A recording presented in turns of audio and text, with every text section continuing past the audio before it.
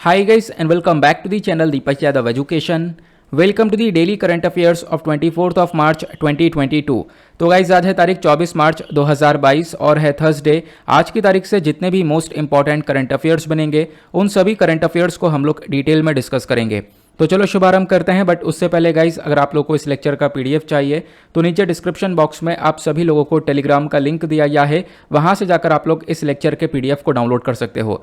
साथ ही साथ अगर आप लोग मुझसे कनेक्ट होना चाहते हो तो नीचे डिस्क्रिप्शन बॉक्स में मेरे इंस्टाग्राम आईडी का लिंक मिल जाएगा, वहां पर कनेक्ट होकर आप मुझसे अपनी क्वेरीज को पूछ सकते हो। और जैसा कि आप लोग को मालूम है ये वीडियो यूपीएससी और स्टेट पीएससी के पॉइंट ऑफ व्यू से बहुत इंपॉर्टेंट होता है। यहाँ पर हम लोग डेली बेसिस पर बहुत सारे इंपॉर्टेंट आर्टिकल्स का डिस्कशन करते हैं, साथ ही साथ वन वर्ड क्वेश्चंस को भी देखते हैं। इसका मतलब आपको ये वीडियो काफ़ी अच्छे से सुनना है, देन उसके बाद मैं आपके साथ लास्ट में वन वर्ड क्वेश्चंस को डिस्कस करता हूँ। बट आज मैं वो क्वेश्चन नहीं लगा पाया हूँ, कोई बात नहीं, हम लोग कल से उन क्वेश्चंस को आगे कंटिन्यू करेंगे।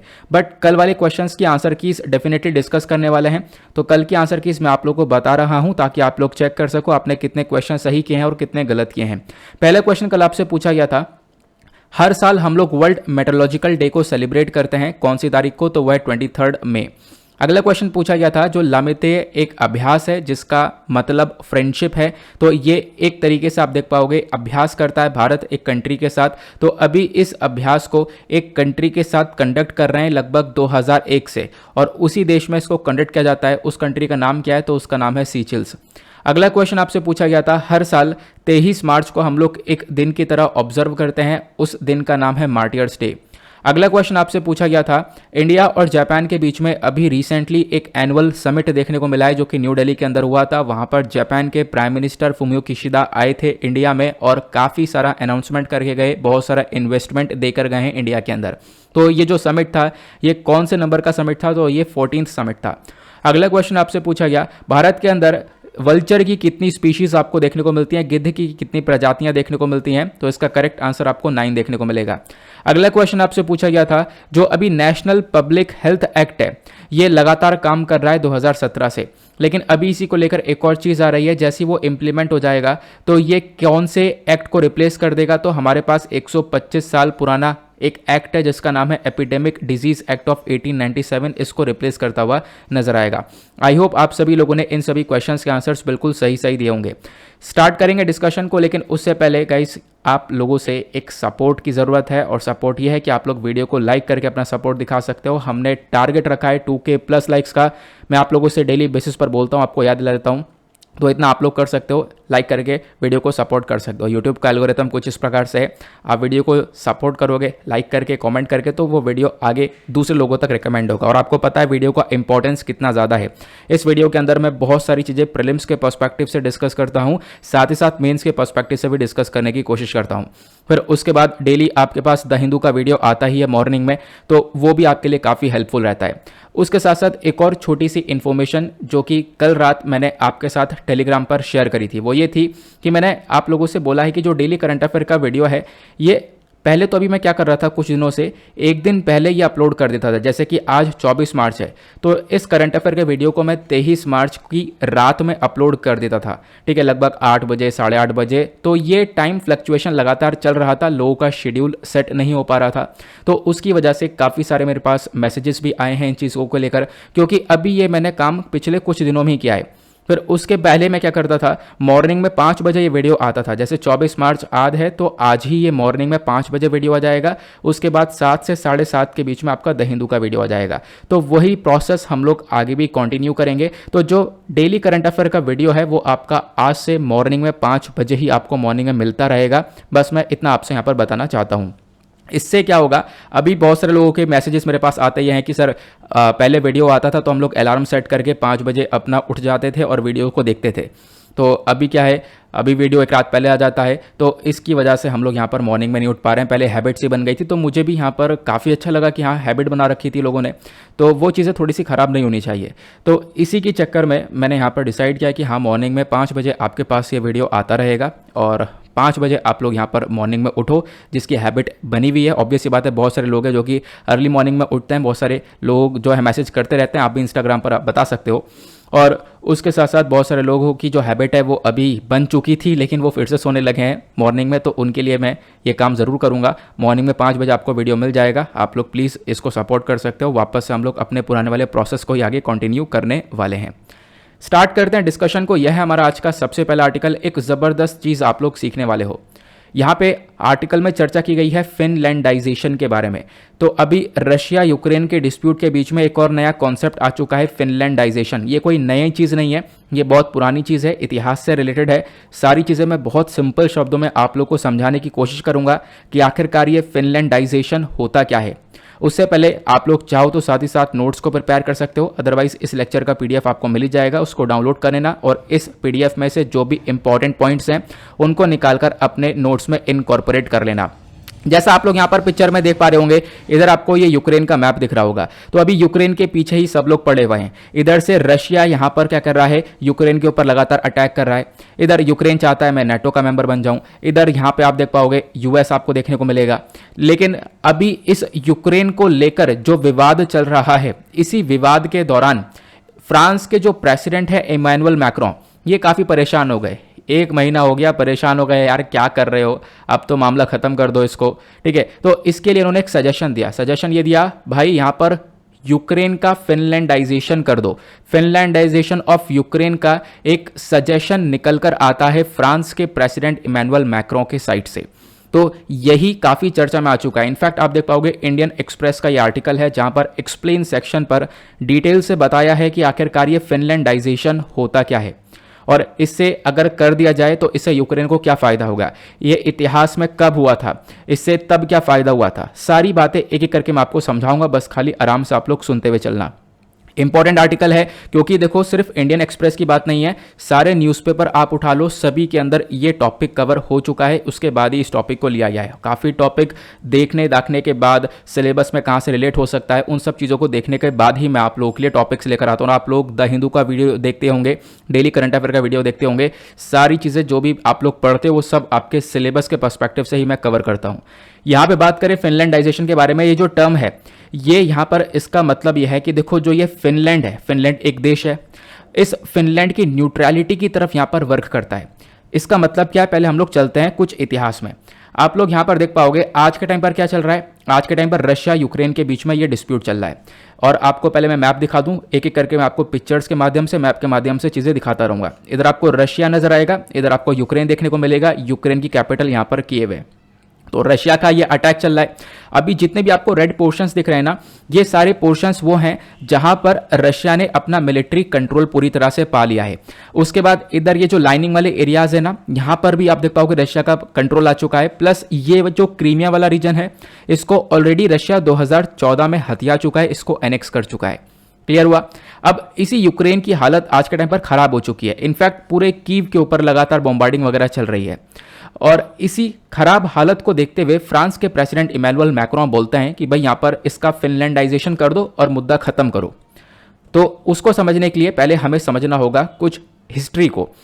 अब अगर हम लोग बात करें कोल्ड वॉर के समय पर, कोल्ड वॉर आपको पता होगा एक शीत युद्ध है, किस किस के बीच में हुआ था, वो यहाँ पर यूएस के बीच में हुआ था और यूएसएसआर के बीच में हुआ था, जो सोवियत यूनियन हुआ करता है। ठीक है, तो ये शीत युद्ध के बारे में डिस्कस करने से पहले आपको एक और चीज जाननी होगी, वो है वर्ल्ड वॉर टू।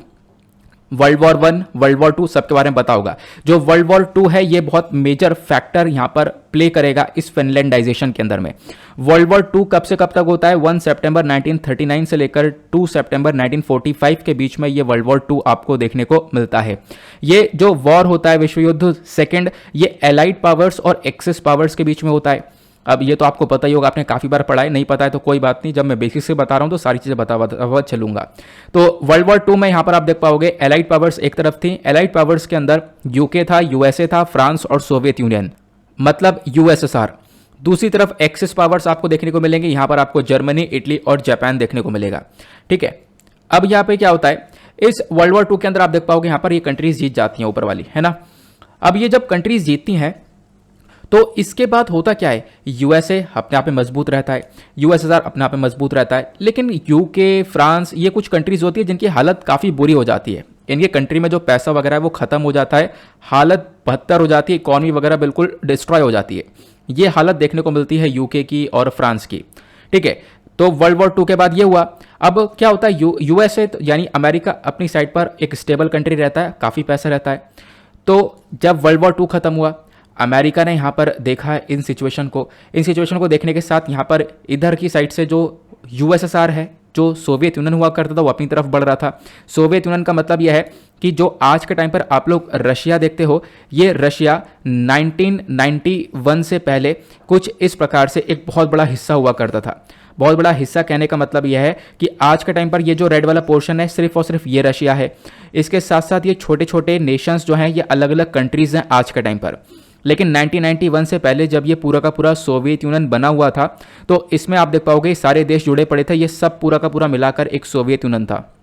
अब शीत युद्ध स्टार्ट होता है वर्ल्ड वॉर के बाद, आप देख पाओगे यहाँ पर ये कोल्ड वॉर से स्टार्ट होता है, जहाँ पर यूएस एक तरफ रहता है और यूएसएसआर यानी कि सोवियत यूनियन एक तरफ रहता है। और यहाँ पर आप लोगों को मैं बता दूं, इस प्रकार से आप देख पाओगे जब ये शीत युद्ध चलता है, तो इसमें यूएस आपको इधर की साइड इधर चलोगे ना तो यूएस देखने को मिलेगा। यहाँ पर आपको ये यूरोपियन यूनियन पूरा देखने को मिल जाएगा। इधर आपको रशिया देखने को मिल जाएगा। जब आप रशिया से ऐसे ऐसे आओगे, ठीक है, ये जो मैं लाइन ड्रॉ कर रहा हूँ ना, ये सब आप देख पा रहे होंगे, ये सब पहले के पूरा का पूरा ये यूएसएसआर हुआ करता था, है ना। ये आपको ध्यान रखना है। फिनलैंड कहाँ पर है? फिनलैंड आपको ये देखने को मिलेगा। फिनलैंड एक देश है जिसके बारे में हम चर्चा करेंगे। फिनलैंड आप देख पाओगे रशिया के बिल्कुल किनारे ही बैठा हुआ है। इधर यहाँ पर फिनलैंड आपको देखने को मिलेगा। एक बार और अच्छे से मैं आपको दिखा देता हूँ। इधर रशिया है, इधर फिनलैंड है। फिनलैंड की कैपिटल आपको हेलसिंकी देखने को मिलेगी। फिनलैंड के नीचे बाल्टिक सी है और फिनलैंड और स्वीडन के बीच में गल्फ ऑफ बोथनिया है। एक इंपॉर्टेंट रूट भी माना जाता है यहाँ पे शिप्स वगैरह के लिए, ठीक है। ये क्लियर हुआ। तो फिनलैंड का बहुत बड़ा रोल है इसके अंदर। ध्यान से सुनना, मैंने आपको क्या बताया, वर्ल्ड वॉर खत्म हुआ, कोल्ड वॉर का स्टार्टिंग हुआ, यूएस एक तरफ से, यूनाइटेड स्टेट्स एक तरफ से खड़ा रहा और यूएसएसआर एक तरफ से खड़ा रहा, ठीक है। तो दोनों के बीच में डिस्प्यूट चलते रहे। अब हुआ क्या कि जो अमेरिका है, अमेरिका ने क्या बोला, अमेरिका ने बोला इन कंट्रीज से, क्योंकि ये यूरोपियन यूनियन है, ठीक है, ये क्या है, पूरा यूरोपियन यूनियन है। और यूरोपियन यूनियन के आपको दो हिस्से देखने को मिलेंगे।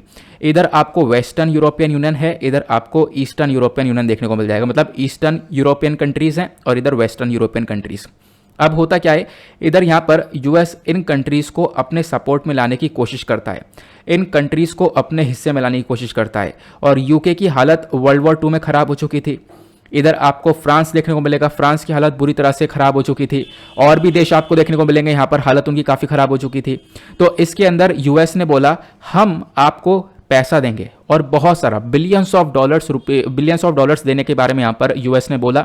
और ये पैसा दिया भी गया और बोला बस खाली आप यूएस को सपोर्ट करते रहो, यूएस के साथ खड़े रहो। और जैसी बातें यहाँ पर यूके ने सुनी, फ्रांस ने सुनी, तो हाँ इन्होंने बोला ठीक है हम लोग क्या करेंगे, यूएस को सपोर्ट करेंगे, पैसा हमें मिल जाए वो ज़्यादा बेहतर रहेगा, क्योंकि हमारी इकॉनमी वगैरह बिल्कुल ख़राब हो चुकी है इस वर्ल्ड वॉर टू के टाइम पर। तो ये सब कुछ सेट हुआ। तो यूएस क्या करता रहा, इन कंट्रीज़ को अपनी साइड खींचता रहा, ठीक है। और इधर क्योंकि वर्ल्ड शीत युद्ध जो है, कोल्ड वॉर है, कोल्ड वॉर आपको एक तरफ कैपिटलिज्म, दूसरी तरफ कम्युनिस्ट की तरफ देखने को मिलता था। इधर यहाँ पर जितनी भी कंट्रीज है जैसे यूएस वगैरह हो गया, ये कैपिटलिज्म में बिलीव करता था।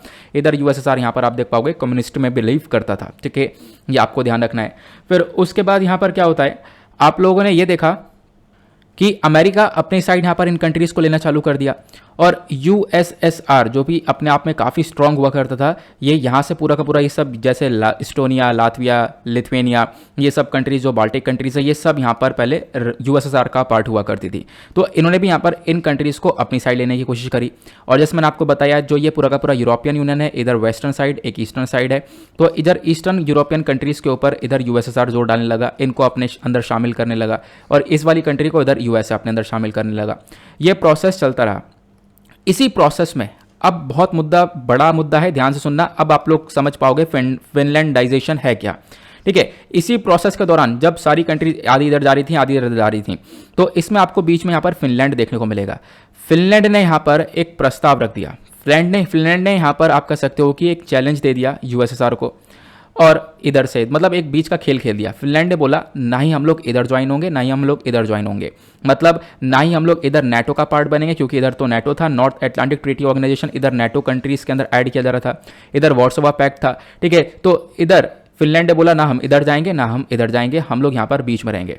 रशिया ने बोला क्यों, इधर ऐड हो जाओ। नहीं, फिनलैंड ने बोला ऐसा नहीं हो सकता, अगर जोर डालोगे तो क्या होगा, हम जाकर यूएस में मिल जाएंगे और फिर यूएस यहाँ पे आके बैठेगा तुम्हारे मुंह के ऊपर। तो फिनलैंड ने यहाँ पर क्या हुआ इस चीज़ को मतलब बताया ही रशिया को, तो रशिया यूएसएसआर मतलब जो है वो समझा इस चीज़ को, यूएसएसआर ने बोला ठीक है फिर क्या चाहते हो। फिनलैंड ने बोला एक अग्रीमेंट कर लेते हैं और उस अग्रीमेंट में हम लोग यहाँ पर चीज़ों को देख लेंगे और फिनलैंड अलग रहेगा, ना नाटो ज्वाइन करेगा ना इधर वार्सो पैक्ट ज्वाइन करेगा, एक अलग रहेगा। और रशिया ने सोचा कि चलो इससे तो सही यही है कि हाँ कोई अग्रीमेंट नहीं हो रहा है, और इसी चक्कर में आप देख पाओगे फिनलैंड के ऊपर कभी भी यूएसएसआर ने अटैक नहीं किया, किसी ने अटैक किया नहीं है, ठीक है। तो फिनलैंड यानी यहाँ पर ये क्या किया, फिनलैंडाइजेशन, यही इसी का मतलब है फिनलैंडाइजेशन, मतलब ना ये यूएस की साइड में गया ना ये रशिया की साइड में गया। तो वही चीज़ यहाँ पर यूक्रेन को करनी चाहिए, ऐसा फ्रांस के प्रेसिडेंट इमैनुअल मैक्रों बोलते हैं। मतलब क्योंकि यूक्रेन ने क्या बोला है, यूक्रेन अगर ये ना बोलता, मतलब जो आज के टाइम पर यूक्रेन के प्रेसिडेंट हैं वोलोदिमीर ज़ेलेंस्की, ये अगर ये ना बोलते कि मैं यूक्रेन को नाटो के अंदर लेकर जाऊंगा, नाटो का हिस्सा बनाऊंगा, तो आज के टाइम पर ये वॉर होता ही नहीं। मेन मुद्दा ये था कि हाँ यूक्रेन को नाटो का पार्ट बनाना है, इसकी वजह से वॉर स्टार्ट होता है। तो इसी वजह से यहाँ पर आप देख पाओगे कि यूक्रेन को एक सुझाव ये दिया गया इमैनुअल मैक्रो के थ्रू कि भाई आप फिनलैंडाइजेशन कर दो, ना ही आप कह दो नाटो को ज्वाइन करूंगा ना इधर ज्वाइन करूंगा, मामला बिल्कुल सेट हो जाएगा। इससे क्या होगा, इससे मामला सुधर जाएगा। यही भारत ने बोला था। भारत ने क्या बोला था, भाई यहाँ पर बैठकर बातचीत करो, आप यहाँ पर कह दो कि मैं इधर ज्वाइन नहीं करूंगा इधर ज्वाइन नहीं करूंगा, तो भारत ने भी इसी बात को रखा था। क्लियर हुआ। तो फिनलैंडाइजेशन का कॉन्सेप्ट आई होप आप लोगों को बिल्कुल बेसिक से समझ में आ चुका है। कुछ बैकग्राउंड मैंने ऐड करने की कोशिश की थी, वो भी आपको पता चल चुका है। अब फिनलैंडाइजेशन का इंपॉर्टेंस क्या है, देखो जो ट्रीटी है ना, इसके अंदर क्या होगा, जब ट्रीटी साइन हो जाएगी तो एक देश को यहाँ पर एक प्रोटेक्शन मिल जाएगी, उसके ऊपर कोई अटैक नहीं कर पाएगा। जैसे फिनलैंड ने किया, ना हम इधर ज्वाइन होंगे ना हम इधर ज्वाइन करें होंगे, तो अगर एक तरफ से कोई जोर डालेगा तो हम दूसरे कंट्री में जाकर ज्वाइन हो जाएंगे। तो ऐसा यहाँ पर फिनलैंड ने बोल दिया, तो इसकी वजह से यहाँ पर फिनलैंड किसी का पार्ट भी नहीं बना, ठीक है। तो ये चीज़ यहाँ पर देखने को मिली, तो इससे क्या हुआ, यहाँ पर वो कंट्री अटैक होने से बच जाती है। ऐसे यहाँ पर यूक्रेन को करना चाहिए। क्लियर हुआ। उसके बाद आगे बढ़ते हैं। अब बात करते हैं यूक्रेन और फिनलैंडाइजेशन का क्या कॉन्सेप्ट, क्या कनेक्शन देखने को मिलेगा। तो यूक्रेन भी पहले यहाँ पर सोवियत यूनियन का पार्ट हुआ करता था, मैंने आपको बताया। सोवियत यूनियन मतलब 1991 से पहले यूएसएसआर, जिसके बारे में चर्चा करते हैं हम लोग। 1991 में यूएसएसआर टूटा, उसके बाद 15 देश बनते हैं, उसमें से एक यूक्रेन भी बनता है। तो यूक्रेन पहले सोवियत यूनियन का पार्ट हुआ करता था, ठीक है। धीरे धीरे क्या हुआ, इसने अपना जो इंटरेस्ट है वो वेस्टर्न कंट्रीज की साइड दिखाया, यूएस की साइड, यूरोपियन यूनियन की साइड अपना इंटरेस्ट दिखाना स्टार्ट किया। उनकी साइड आगे जाने की कोशिश करी, नाटो को ज्वाइन करने की कोशिश करी, जिसको यहाँ पर बार बार रशिया मना करता रहा कि भाई ऐसा मत करो। और 2008 में यहाँ पर यूक्रेन ने एक हद कर दी, वो ये है कि यूक्रेन ने क्या किया, नाटो को एक तरीके से ज्वाइन करने के बारे में यहाँ पर बोल दिया कि हाँ हम ज्वाइन करेंगे नाटो को। अब ये चीज़ें यहाँ पर रशिया को पसंद आती नहीं है, और रशिया उसके बाद आप देख पाओगे तब से ये जो नाटो चिल्ला रहा है यूक्रेन, उसके बाद से लगातार ऐसी चर्चा चलती रही है। देन उसके बाद फाइनली अब आप लोगों को पता चल गया होगा कि क्या सिचुएशन आज के टाइम पर क्रिएट हो रही है, क्योंकि रशिया नहीं चाहता कि यूक्रेन एक नाटो का पार्ट बने।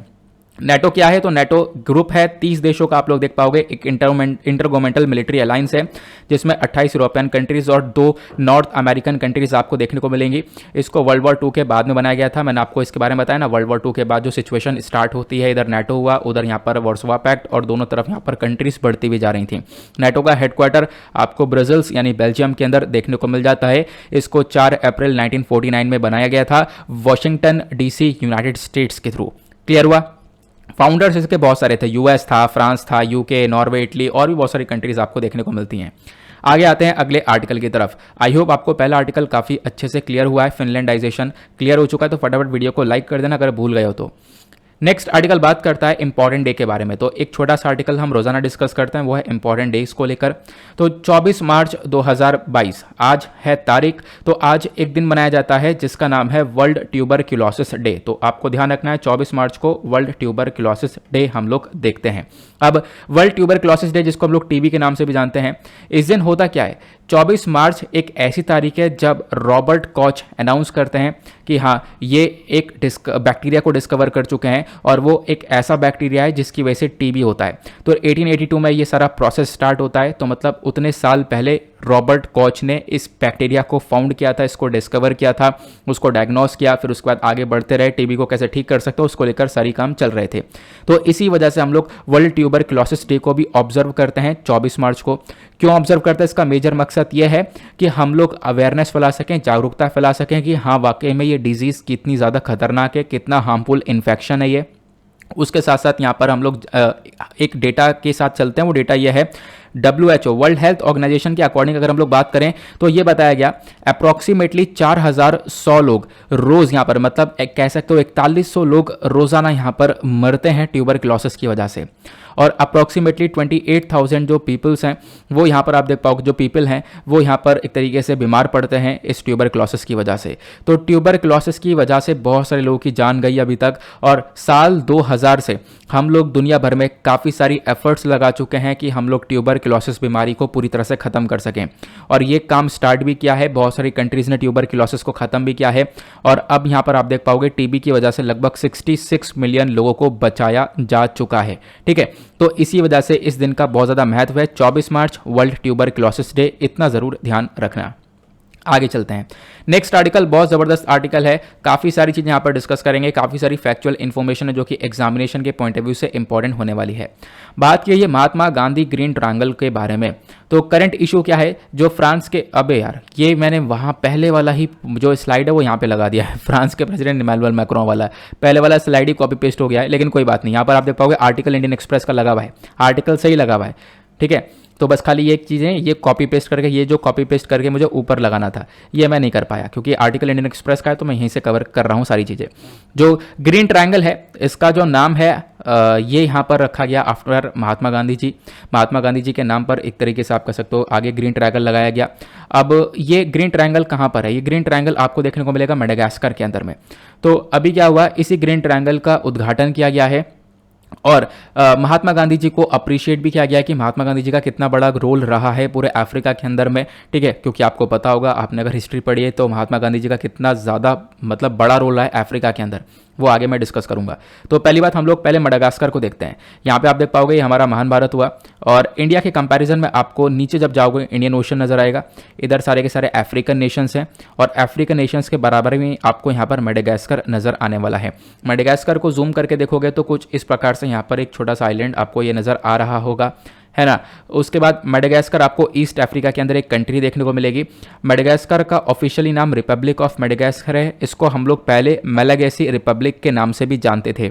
इसकी कैपिटल है एंटेनारिवो। ठीक है, एंटेनारिवो इसका नाम आपको कैपिटल देखने को मिलेगा।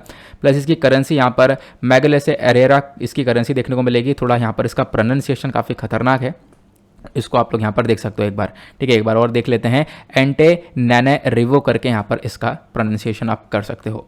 तो अभी यहाँ पर इंडिया आज़ादी का अमृत महोत्सव को सेलिब्रेट कर रहा है, आप लोगों को पता होगा। इसी के साथ आप देख पाओगे यहाँ पर इस पार्क का जो है पूरी तरह से उद्घाटन किया गया है। जो एम्बेसी ऑफ इंडिया है और उस एम्बेसी के जो लीडर हैं आप यहाँ पर देख पाओगे इस प्रकार से उद्घाटन कर रहे हैं। ये आप लोग देख पाओगे, ये ट्रायंगल वर्ट महात्मा गांधी जी ये उद्घाटन किया गया इसका, ये आप लोगों को क्लियर हो जाना चाहिए। जो एम्बेसडर हैं टू मेडागास्कर जिनका नाम है अभय कुमार, ठीक है, इन्होंने भी यहाँ पर इसका उद्घाटन किया है, जैसा आप लोग इस पिक्चर में देख पा रहे होंगे। तो ग्रीन ट्रायंगल जो नेम है ये महात्मा गांधी जी के ऊपर नाम दिया गया, महात्मा गांधी ग्रीन ट्रायंगल करके नाम आपको देखने को मिलेगा। इस पार्क का उद्घाटन कर दिया गया है। प्लस महात्मा गांधी जो ये ग्रीन ट्रायंगल है इसका उद्घाटन इंडिया के एम्बेसडर के साथ साथ यहाँ पर क्या हुआ, जो मेडागास्कर के मेयर हैं इनके थ्रू किया गया। इनका नाम आप देख पाओगे, बड़ा खतरनाक सा नाम है, इसको आप लोग प्रोनाउंस कर सकते हो। साथ ही साथ ये जो वर्ड है ना ग्रीन ट्रायंगल, ये क्यों दिया गया, वर्ड ग्रीन ट्रायंगल रिलेट करता है सस्टेनेबल डेवलपमेंट से, एनवायरमेंट से। यहाँ पर आप देख पाओगे जो ये ग्रीन ट्रायंगल का मतलब क्या है, एनवायरमेंट से इसको रिलेट किया गया है, सस्टेनेबल डेवलपमेंट से रिलेट किया गया है। तो आप लोग इसके बारे में भी जरूर ध्यान रख सकते हो। अब बात करें यहाँ पर ये जो वर्ड है ग्रीन, ये मैंने आपको बता दिया सस्टेनेबल डेवलपमेंट से यहाँ पर इसको रिलेट किया गया है। तो ये जो नेमिंग है इस पार्क की जिसका नाम ग्रीन ट्रायंगल है, ये जो पार्क है बेसिकली एक, तो इस पार्क को यहाँ पर नाम दिया गया महात्मा गांधी ग्रीन ट्रायंगल, क्योंकि गांधी जी का एक बहुत बड़ा रोल रहा था अफ्रीका के अंदर में। गांधी जी वाज अ प्रवासी, ठीक है, जो कि यहाँ पर इंडिया आए थे साउथ अफ्रीका से, ठीक है, और फिर इंडिया आने के बाद इंडिया में फ्रीडम स्ट्रगल के अंदर एक बहुत बड़ा रोल यहाँ पर गांधी जी का रहा है। फिर उसके बाद मेडागास्कर के बारे में अगर हम लोग बात करें तो वो मैं आपको बता चुका हूँ कि मेडागास्कर के कौन से लीडर थे और साथ ही साथ इंडिया के कौन से लीडर थे जिनके साथ में मिलकर इसका उद्घाटन, इस पार्क का उद्घाटन किया है। बाकी गांधी जी को लेकर काफ़ी सारी फैक्चुअल इन्फॉर्मेशन है जिसको लेकर यूपीएससी डायरेक्टली क्वेश्चन पूछ सकता है और पहले भी पूछा गया है यूपीएससी के थ्रू। वो वाला क्वेश्चन भी मैं आप लोग को दिखाऊंगा कि पहले क्या पूछा गया था। तो गांधी जी का जन्म आपको रटा हुआ होगा 2 अक्टूबर 1869 में हुआ था पोरबंदर गुजरात के अंदर में। और गांधी जी के बारे में बात करें तो यहाँ पर एक लॉयर थे, पॉलिटिशियन थे, सोशल एक्टिविस्ट, राइटर भी यहाँ पर आपको देखने को मिलते थे, नेशनलिस्ट मूवमेंट के लीडर भी बने थे। उसके बाद आप देख पाओगे सत्याग्रह स्टार्ट किया उन्होंने साउथ अफ्रीका के अंदर 1893 से लेकर 1915 तक, और सक्सेसफुली यहाँ पर जो रंग को लेकर भेदभाव हो रहा था सत्याग्रह साउथ अफ्रीका के अंदर में, तो उससे यहाँ पर काफ़ी हद तक लड़े।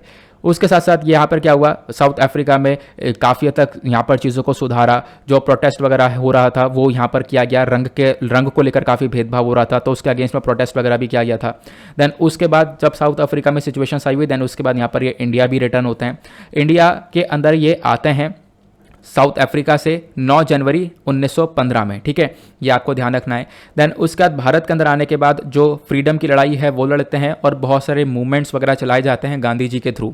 सत्याग्रह मूवमेंट स्टार्ट किया जाता है इंडिया के अंदर। महात्मा गांधी जी बिलीव करते थे नॉन वॉयलेंस के अंदर, आपको पता होगा अहिंसा के अंदर यहाँ पर काफ़ी बिलीव करते थे, और सारे इंडियंस को यहाँ पर एकजुट लाने के ऊपर पूरी तरह से इनका फोकस रहा करता था। 1917 में 1917 में यहाँ पर ये चंपारण बिहार के अंदर गए, ठीक है।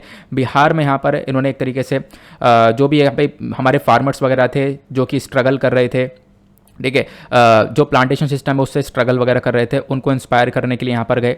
उसके साथ साथ 1919 में इन्होंने डिसाइड किया कि हम लोग सत्याग्रह पूरे देश में लॉन्च करेंगे, और लॉन्च किया भी। यहाँ पर डिसाइड करा कि हम लोग सत्याग्रह को लॉन्च करने वाले हैं। और क्यों लॉन्च करने के बारे में चर्चा की गई थी, क्योंकि जो रॉलेट एक्ट था उसके अगेंस्ट में ये काम करने के बारे में डिसाइड किया गया। 1919 की ये बात है। उसके साथ साथ यूपीएससी ने 2007 में इसी को लेकर एक क्वेश्चन पूछा था, eight which one of the following places Mahatma Gandhi first start his Satyagraha in India. तो मैंने आपको बताया ना कि यहाँ पर आप देख पाओगे 1917 में ट्रैवल किया उन्होंने चंपारण बिहार में, फिर और उसके बाद वहाँ पर आप कह सकते हो सत्याग्रह भी स्टार्ट किया था। तो इसका करेक्ट आंसर आपको सी चंपारण देखने को मिलेगा, ठीक है। तो ये क्वेश्चन 2007 में पूछा गया था। तो महात्मा गांधी जी ने पहली बार सत्याग्रह स्टार्ट किया था इंडिया के अंदर चंपारण में बिहार के अंदर 1917 में ये स्टार्टिंग हुई थी। क्लियर हुआ, ये टाइम पीरियड आप लोग देख पा रहे होंगे। आगे चलते हैं और बात करते हैं गांधी जी के बारे में। तो ये सारे मूवमेंट्स के अलावा नॉन कॉपरेशन मूवमेंट को स्टार्ट किया गया 1920 से लेकर 1922 के बीच में, ठीक है। उसके साथ साथ सोशल वर्क काफ़ी सारा किया इन्होंने। जो भी अनटचेबल्स थे, ठीक है, उनको काफ़ी हद तक ऊपर उठाया सोसाइटी के अंदर में। उनको एक नया नाम दिया हरिजन का, मतलब चिल्ड्रन ऑफ गॉड का नाम दिया। फिर सितंबर 1932 के अंदर जो बी आर अम्बेडकर साहब हैं, इन्होंने यहाँ पर पूना पैक्ट को लेकर बातचीत करी महात्मा गांधी जी के साथ में। फिर उसके बाद यहाँ पर काफ़ी सारी किताबें गांधी जी के थ्रू लिखी गई थी। Hind Swaraj, my experiment with truth करके एक ऑटोबायोग्राफी है। तो आप लोग इन बुक्स के बारे में जरूर ध्यान रखना, डायरेक्टली क्वेश्चन बन सकते हैं, चाहे वो वनडे एग्जामिनेशन हो, चाहे वो यूपीएससी प्रीलिम्स हो, तो बन सकता है क्वेश्चन।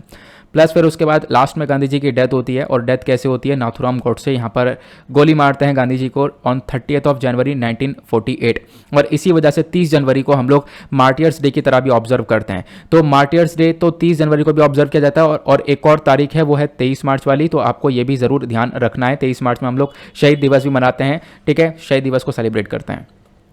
तो ये था हमारा आर्टिकल, आई होप आपको वो भी काफ़ी अच्छे से क्लियर हो चुका है। आते हैं अगले आर्टिकल की तरफ। नेक्स्ट आर्टिकल काफ़ी इंपॉर्टेंट होने वाला है, और इसको लेकर काफ़ी सारे क्वेश्चन बन सकते हैं डेफिनेटली प्रीलिम्स में, और पहले भी यूपीएससी ने क्वेश्चन पूछे हैं, तो प्रीवियस ईयर क्वेश्चन भी मैं आपके साथ डिस्कस करूंगा। यहाँ पे बात की गई है national commission for scheduled tribes के बारे में। तो करंट इशू क्या है कि national commission for scheduled tribes जो है, यानी शेड्यूल्ड ट्राइब्स जो आदिवासी लोग हैं, इनके लिए कमीशन है, तो ये सही से काम नहीं कर रहा है पिछले 4 सालों से। इन्होंने सही से यहाँ पर अपनी जो रिपोर्ट वगैरह है वो पार्लियामेंट के अंदर प्रस्तुत नहीं करी है, मतलब सही से काम नहीं हुआ इस कमीशन के थ्रू, इसी वजह से ये कमीशन चर्चा में आया। आप देख पाओगे द हिंदू का ये आर्टिकल है, यहीं से इस आर्टिकल को उठाया गया है। तो ऐसा यहाँ पर पार्लियामेंट्री कमेटी ने यहाँ पर बोला है कि भाई ये सही से काम नहीं कर रही है बॉडी। तो ये बॉडी है क्या, पहले हमें इसको समझना होगा, क्योंकि डायरेक्टली क्वेश्चन बनता है ऐसी बॉडीज को लेकर, ठीक है। तो ये जो national commission for scheduled tribes है, इस बॉडी को एस्टेब्लिश किया गया था आर्टिकल 338 को अमेंड करके। आर्टिकल 338 को अमेंड किया, यानी संशोधन किया, बदलाव किया। तो इसके बाद यहाँ पर इसके अंदर इंसर्ट कर दिया आर्टिकल 338A, ठीक है। उसके बाद इसको इंसर्ट किया गया, और ये सारा काम एक अमेंडमेंट के थ्रू किया गया होगा, एक अमेंडमेंट एक्ट आया होगा, बिल्कुल। तो वो था 89th कॉन्स्टिट्यूशनल अमेंडमेंट एक्ट, तो 2003 में ये काम किया गया था। और इस अमेंडमेंट के साथ ही जो पहले वाली हमारी बॉडी हुआ करती थी national commission for scheduled caste and scheduled tribe, इस वाली बॉडी को रिप्लेस कर दिया गया 2 अलग अलग बॉडी से। 2 नई बॉडी कौन सी बनी, national commission for scheduled caste और दूसरा है national commission for scheduled tribes. Clear हुआ। अब national commission for scheduled tribes के बारे में करंटली चर्चा हो रही है। चर्चा यह है कि ये बॉडी किसी से काम नहीं कर रही है। नाउ इस बॉडी के अंदर यहाँ पर कौन कौन होता है, तो यहाँ पर आप देख पाओगे ऑफिस ऑफ चेयरपर्सन है, वाइस चेयरपर्सन आपको देखने को मिलता है। हर एक मेंबर यहाँ पर आपको देखने को मिलेगा, उनको 3 साल के लिए यहाँ पर रखा जाता है। जो चेयरपर्सन है उसको रैंक मिलती है यूनियन कैबिनेट मिनिस्टर की, वाइस चेयरपर्सन को रैंक मिलती है यहाँ पर। उसके बाद यहाँ पर आप देख पाओगे यहाँ पर और भी बहुत सारे मेंबर्स होते हैं जिनको सेक्रेटरी वगैरह की रैंक मिलती है। प्लस उसके बाद यहाँ पर यह बोला गया कि जो भी ये व्यक्ति अपॉइंट किए जाते हैं इस बॉडी के अंदर में, उन सबको अपॉइंट कौन करता है, तो वो प्रेसिडेंट अपॉइंट करते हैं। प्लस उसके बाद एक मेंबर, देखो ये सारे मेंबर्स में से एक कहीं ना कहीं मेंबर जो है वो एक वेमेन भी होनी चाहिए, ऐसा यहाँ पर बोला गया है। प्लस जो चेयरपर्सन है, वाइस चेयरपर्सन है और जो दूसरे मेंबर्स हैं जो भी अपॉइंट होते हैं इस बॉडी के अंदर में, उन सब के लिए यहाँ पर 3 साल का टर्म होता है, जैसे मैंने आपको स्टार्टिंग में ही बता दिया। नाउ ये जो मेंबर्स हैं ये आप कह सकते हो अपॉइंटमेंट इनका होता है 2 बार। ठीक है, एक बार यहाँ पर अपॉइंट हुए 3 साल काम किया, दूसरी बार अपॉइंट हुए 3 साल काम किया, उसके बाद दोबारा यहाँ पर इनका अपॉइंटमेंट नहीं हो सकता, आपको ध्यान रखना है। तो मोर देन 2 टर्म्स यहाँ पर नहीं हो सकता है, उसके लिए ये एलिजिबल नहीं रहने वाले, तो 2 बार तक सर्व कर सकते हैं। नाउ इन बॉडीज के पास पावर क्या है, तो ये जो national commission for scheduled tribe है इसके पास पावर है कि ये क्या कर सके, इन्वेस्टिगेट कर सके, प्लस यहाँ पर काफ़ी सारे मैटर्स को मॉनिटर कर सके जो कि कहीं ना कहीं यहाँ पर रिलेटेड हैं शेड्यूल्ड ट्राइब्स को लेकर, शेड्यूल्ड ट्राइब्स के प्रोटेक्शन को लेकर यहाँ पर। तो शेड्यूल्ड ट्राइब्स के ऊपर मेजरली फोकस करने के ऊपर यहाँ पर इस पर्टिकुलर बॉडी को बनाया गया है। ये जो कमीशन है इसका मेजर काम यह है कि देखो जो भी बहुत सारे राइट्स हैं, हक हैं शेड्यूल्ड ट्राइब्स के पास, उनकी बहुत सारी कंप्लेंट्स वगैरह भी देखने को मिलती हैं, तो उन सबको अच्छे से देखा जाए। ठीक है, उन सब की इंक्वायरी की जाए, तो उसके लिए यहाँ पर ये बॉडी पूरी तरह से काम करती है। प्लस यहाँ पर एडवाइस करती है प्लानिंग प्रोसेस को लेकर कि हाँ भाई शेड्यूल्ड ट्राइब्स का कैसे हमें सोशियो इकोनॉमिक डेवलपमेंट करना है, उन सब के ऊपर भी फोकस किया जाता है। तो वो सारा काम यहाँ पर यही बॉडी करती है। तो शेड्यूल्ड ट्राइब्स के ऊपर पूरी तरह से फोकस करने का काम है, ऐसा आप लोग यहाँ पर ध्यान में रख सकते हो। नाउ हुआ क्या है, ये जो कमीशन है ये अपनी एक रिपोर्ट भी सबमिट करता है प्रेसिडेंट को हर साल, जहाँ पर बताता है कि यहाँ पर शेड्यूल्ड ट्राइब्स की क्या यहाँ पर सिचुएशन है, प्लस हम लोग क्या क्या कर सकते हैं, प्लस क्या क्या चीज़ों की ज़रूरत है। ठीक है, क्या क्या प्रोग्राम्स स्कीम्स को इम्प्लीमेंट किया जा सकता है, किस किस की आवश्यकता है, वो सारी बातें यहाँ पर एक रिपोर्ट के माध्यम से हर साल जाती हैं प्रेसिडेंट के पास में। तो शेड्यूल्ड ट्राइब्स को लेकर ये बॉडी है NCST। आई होप आपको क्लियर हो चुका होगा। 2015 में शेड्यूल्ड ट्राइब्स को लेकर एक क्वेश्चन आता है, यूपीएससी क्वेश्चन क्या पूछता है, देखो जो प्रोविजंस हैं 5वें शेड्यूल और 6ठे शेड्यूल के अंदर, हमारे संविधान में आपको काफ़ी सारे शेड्यूल्स देखने को मिलेंगे, तो हमारे संविधान में जो 5वां और 6ठा शेड्यूल है, ठीक है, ये यहाँ पे अगर हम लोग बात करें तो ये किस चीज़ से डील करता है। ऑप्शन ए, ये प्रोटेक्ट करता है interest of scheduled tribes. Option B, ये यहाँ पर डिटरमाइन करता है boundaries between the states. Option C, ये यहाँ पर डिटरमाइन करता है powers, authority and responsibilities of panchayat. Option D, ये यहाँ पर प्रोटेक्ट करता है हमारे बॉर्डर स्टेट्स के इंटरेस्ट को। तो इसका करेक्ट आंसर ऑप्शन ए है, ध्यान रखना। तो शेड्यूल 5th और शेड्यूल 6th, 5वां और 6ठा शेड्यूल जो है शेड्यूल्ड ट्राइब्स के प्रोटेक्शन को लेकर चर्चा करता है। तो answer A is the correct one.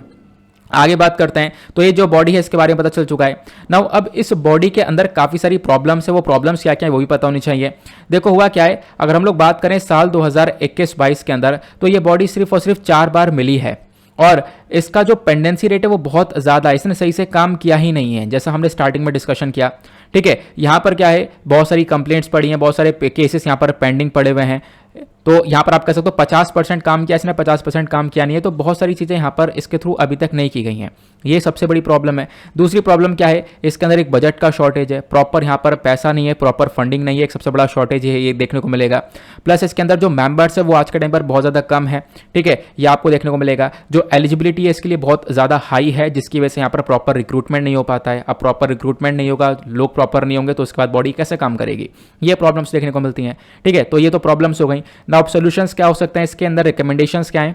Recommendation ये है, जो ये वैक्सीन्स हैं, सॉरी वैक्सीन्स कर रहा हूँ, वैकेंसीज हैं सॉरी, यहाँ पे क्या हो सकता है, जो वैकेंसीज है इसको हम लोग लगातार फिल कर सकते हैं, क्योंकि इस बॉडी के अंदर काफ़ी सारी वैकेंसीज आज के टाइम पर खाली देखने को मिलेंगी। और जब तक लोग इसके अंदर होंगे नहीं, तब तक ऑब्वियस सी बात है किसी बॉडी के अंदर भी लोग अगर होंगे नहीं तो वो बॉडी सही से काम कर नहीं पाएगी। तो इसके अंदर वैकेंसीज को भरने की आवश्यकता है। दूसरा, यहाँ पर प्रॉपर बजट लेकर आओ, क्योंकि पैसा नहीं होगा किसी बॉडी के पास, वो बॉडी अच्छे से रन नहीं कर पाएगी। तो लैक ऑफ फंड का जो ये प्रॉब्लम है इसको रिजॉल्व कर सकते हैं हम लोग बाय प्रोवाइडिंग फंड्स। क्लियर हुआ, दो रिकमेंडेशन के अंदर ये क्लियर हो गया। साथ ही साथ एक लाइन है वो भी आपको ध्यान रखना है, नीचे आपको एक डेटा दिख रहा होगा, ये डेटा जरूर ध्यान रखना। यहाँ पे बात की गई है कि अगर हम लोग बात करें तो टोटल आपको आज के टाइम पर भारत में 705 ट्राइब्स देखने को मिलती हैं, और जो सबसे ज़्यादा नंबर ऑफ ट्राइबल कम्युनिटीज़ हैं वो आपको ओडिशा के अंदर देखने को मिलती हैं। तो एक छोटा सा डेटा है जिसको आप लोग कहीं पर भी कोट कर सकते हो। नाउ आते हैं अगले आर्टिकल की तरफ। अगला आर्टिकल भी काफ़ी ज़बरदस्त होने वाला है, GS paper two international relation से रिलेट कर सकते हो। तो रिसेंटली इंडिया ऑस्ट्रेलिया का वर्चुअल समिट हुआ है, ये सेकंड वर्चुअल समिट था। वर्चुअल समिट मतलब वीडियो कॉन्फ्रेंस के माध्यम से बातचीत हुई है। यहाँ पे आप देख पाओगे prime minister of India and Australia held the second India Australia virtual summit, जैसा आप लोग इस द हिंदू के आर्टिकल में भी देख पा रहे होंगे। ऑस्ट्रेलिया कहाँ पर है, तो यहाँ पर आप देख पाओगे हमारा महान भारत हुआ। इंडिया के कंपैरिजन में आपको यहाँ पर ये ऑस्ट्रेलिया देखने को मिल जाएगा। क्लियर हुआ, आगे चलते हैं। अब बात करते हैं इसके बारे में कि हाँ आखिरकार क्या क्या डिस्कशन हुआ है। देखो, दोनों कंट्रीज ने मिलकर रिव्यू किया अपने रिलेशनशिप को, और प्लस अपने रिलेशनशिप को और कैसे बेहतर कर सकते हैं उसको लेकर डिस्कशन हुआ। दोनों लीडर्स ने यहाँ पर अपना सेटिस्फैक्शन दिखाया कि जो पहले की मीटिंग हुई है उसके माध्यम से क्या क्या अचीव किया है, प्लस कॉम्प्रहेंसिव स्ट्रेटेजिक पार्टनरशिप भी एस्टेब्लिश करी है इन्होंने। ठीक है, उसके साथ साथ यहाँ पर इन्होंने मेंशन किया कि हम लोगों की जो रिलेशनशिप है वो हमें अलग अलग सेक्टर में काफ़ी हद तक ग्रो हुई है और उसको और कैसे ग्रो करना है। खासकर बात करें डिफेंस सिक्योरिटी के मामले में, education, science and technology, critical minerals, water management, covid related research हो गया। तो इस सब में काफ़ी अच्छी तरीके से इंडिया ऑस्ट्रेलिया ने साथ में काम किया है, लेकिन इसको और ज़्यादा बेहतर करने के बारे में अभी डिस्कशन किया गया इस वर्चुअल समिट में, इस वीडियो कॉन्फ्रेंस के जो माध्यम से बातचीत हुई है उसके अंदर। अगर हम लोग बात करें और क्या हुआ, भारत ने ऑस्ट्रेलिया को थैंक यू भी बोला। अब भारत ने ऑस्ट्रेलिया को क्यों थैंक यू बोला, क्योंकि ऑस्ट्रेलिया ने हमारे जो पुराने सामान हैं, जो हमारे हिस्ट्री से रिलेटेड, इतिहास से रिलेटेड जो भी सामान है, लगभग 29 एंशिएंट आर्टिफैक्ट्स आपको देखने को मिलेंगे, वो सब भारत को लौटाए हैं ऑस्ट्रेलिया ने। इसके अंदर क्या है, पुरानी फोटोग्राफ्स हैं, जो भी ऐतिहासिक फोटोग्राफ्स हैं, स्कल्पचर्स हैं, ठीक है, बहुत सारे यहाँ पे आप देख पाओगे स्टैचूज़ वगैरह आपको देखने को मिलेंगे, पेंटिंग्स हैं, वो सब यहाँ से इंडिया से चोरी करके ऑस्ट्रेलिया ले जाई गई थी, बहुत पहले की बात है। ठीक है, तो 9th और 10th centuries, 12th centuries, 13th centuries के आसपास की बात है। तो उन सब सामान को वापस से ऑस्ट्रेलिया ने भारत को दिया है। क्लियर हुआ। तो यहाँ पर इसके अंदर सामान के अंदर क्या क्या है, तो आर्टिफैक्ट्स के अंदर कुछ स्कल्पचर्स हैं, पेंटिंग्स हैं, फोटोग्राफ्स आपको देखने को मिलेंगी। ठीक है, जो कि 9th और 10th सेंचुरीज के आसपास की हैं, और इंडिया के अलग अलग हिस्से यानी अलग अलग राज्यों से ये यहाँ पर उठाकर ले जाया गया था ऑस्ट्रेलिया के अंदर। प्लस यहाँ पर काफ़ी सारा जो सामान है वो 12th सेंचुरी का है, चोला ब्रॉन्ज हो गया। उसके बाद यहाँ पर 11 और 12वीं सेंचुरी के जैन स्कल्पचर्स हो गए, राजस्थान से गए ये। उसके बाद 12th और 13th सेंचुरी के सैंड स्टोन्स हो गए, sand stone goddess Mahishasur Mardini from Gujarat. फिर उसके बाद 18 से 19 सेंचुरी के बीच की जो पेंटिंग्स वगैरह हैं वो सब यहाँ पर इंडिया से ले जाई गई कहाँ पर, ऑस्ट्रेलिया के अंदर। तो उन सबको वापस ने किया है ऑस्ट्रेलिया ने, इसी वजह से हमने ऑस्ट्रेलिया को थैंक यू बोला। साथ ही साथ दोनों लीडर्स ने मिलकर डिस्कशन किया इंडिया और जो चाइना के बीच में एक डिस्प्यूट देखने को मिलता है, कहाँ पर, लाइन ऑफ एक्चुअल कंट्रोल पर। तो इस डिस्प्यूट को लेकर यहाँ पर डिस्कशन हुआ है दोनों कंट्रीज़ के बीच में। क्लियर हुआ। यहाँ पर आप देख पाओगे ये सारा सामान भारत आया, तो भारत में आया तो हमारे प्राइम मिनिस्टर इन सारी चीज़ों को कैसे यहाँ पर देख रहे हैं। ठीक है, ये पिक्चर काफ़ी हद तक वायरल हुआ था। आई होप आप लोगों को यहाँ पर एक क्लियर हो गया है। देन अब बात करते हैं इंडिया ऑस्ट्रेलिया के रिलेशंस के बारे में। यहाँ पर कुछ स्टैटिक पोर्शन को कवर करने वाले हैं हम लोग, जहाँ पे डायरेक्टली आपको मेंस के अंदर हेल्प मिलेगी। देखो, इंडिया ऑस्ट्रेलिया के पॉलिटिकल कोऑपरेशन के पहले बारे में हम लोग डिस्कशन करेंगे। 2009 के अंदर जब बात करें तो इंडिया ऑस्ट्रेलिया दोनों ने मिलकर अपनी स्ट्रेटेजिक पार्टनरशिप को बनाया है।